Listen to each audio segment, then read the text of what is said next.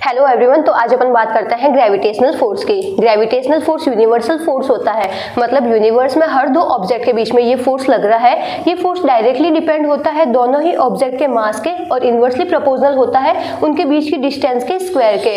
यहाँ पे जी होता है वो होता है ग्रेविटेशनल कांस्टेंट, उसकी वैल्यू अपन को मिलती है 6.67 into 10⁻11 newton metre square upon KG square. अब ये यूनिवर्सल फोर्स है, मतलब यूनिवर्स में हर दो ऑब्जेक्ट के बीच में लग रहा है। तो यहाँ पे अपन दो ऑब्जेक्ट ले रहे हैं, अब इनके भी मास है और ये भी आपस में कुछ डिस्टेंस पे सेपरेट है। तो यहाँ पे तो अपन को ये फोर्स विजिबल नहीं हो रहा है।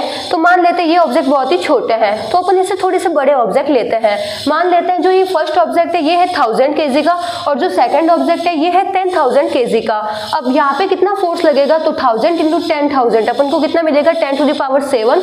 अब जब ये 10⁻7 जब g से मल्टीप्लाई होगा, g की रेंज अपन को मिल रही है 10⁻11, तो यहाँ से अपन को जो फोर्स मिलेगा वो मिलेगा 10⁻4 की रेंज में।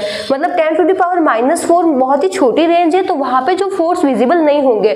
जब अपन 1000 और 10,000 kg के ऑब्जेक्ट ले रहे हैं तो वहां पे भी फोर्स इतना कम लग रहा है, तो इन दो ऑब्जेक्ट के बीच में तो फोर्स बहुत ही कम लग रहा है। तो ये जो फोर्स होता है वो सिग्निफिकेंट होता है प्लैनेट के लिए, क्योंकि प्लैनेट होते हैं उनके मास बहुत ही ज्यादा होते हैं। अपन बात करते हैं अर्थ की, तो अर्थ का मास मिलता है अपन को 10⁻24, मून का मास अपन को मिल रहा है 10⁻22। तो ये जब आपस में मल्टीप्लाई होंगे तो इसकी वैल्यू को डिक्रीज कर देंगे, तो यहाँ पे जो फोर्स होगा वो सिग्निफिकेंट होगा। इसी तरीके के अमेजिंग कॉन्सेप्ट जानने के लिए जुड़े रहे शिक्षा मिशन।